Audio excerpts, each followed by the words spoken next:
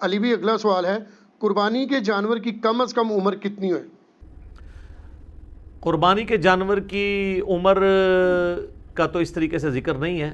صحیح مسلم میں حدیث ہے کہ قربانی صرف مسنہ کی ہوگی۔ مسنہ کہتے ہیں دوندا جانور جس کے 2 دانت نکلے ہوئے ہوتے ہیں۔ اب بکری یا بکرا جو ہے یہ 1 سال گزارنے کے بعد دوسرے سال میں دوندا ہوتا ہے، 14 مہینے میں یا 16 مہینے میں۔ گائے جو ہے وہ 2 سال گزارنے کے بعد تیسرے سال میں جا کے مسنہ بنتی ہے۔ اونٹ جو ہے وہ 4 سال گزارنے کے بعد 5ویں سال میں مسنہ ہوتا ہے۔ اس میں نشانی یہ ہوتی ہے کہ آپ اگر اس کا منہ کھولیں نا تو سینٹر میں 2 بڑے دانت آپ کو اوپر نکلے ہوئے نظر آتے ہیں۔ اب جن لوگوں کو عموماً پہچان نہیں ہے نا تو وہ تو اگر کوئی موٹا تازہ کھیرا بکرا بھی ہو، یعنی جو دوندا نہیں ہے، اس کے سائیڈ والے دانت اگر توڑ دیے جائیں، سینٹر میں 2 دانت رکھے جائیں تو اس کو دوندا کر کے کوئی بیچ دے، لادہ بات ہے۔ وہ تو سائز ہی بہت بڑا فرق ہوتا ہے۔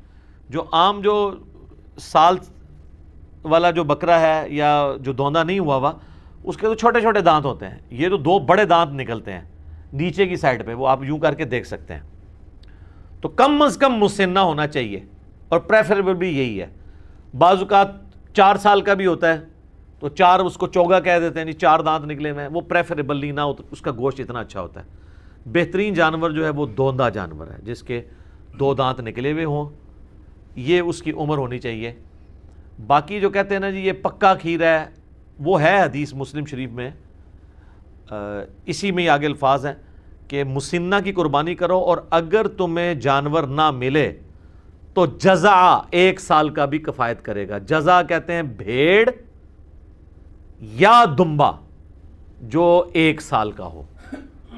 اور امام ترمذی بھی اس حدیث کو لے کے ہیں اور نیچے انہوں نے کمنٹس کیے ہیں کہ اس میں بکری یا بکرا شامل نہیں ہے، صرف بھیڑ اور دمبے کے لیے ہے کہ وہ 1 سال کا بھی چل جائے گا، وہ بھی اس صورت میں اگر کسی کو مسنہ دوندا جانور نہ ملے، کیونکہ جزع کا لفظ مینڈے کے اوپر، بھیڑ کے اوپر، دمبے کے اوپر بولا جاتا ہے، بکرے کے اوپر، بکری کے اوپر نہیں بولا جاتا، نہ گائے کے اوپر۔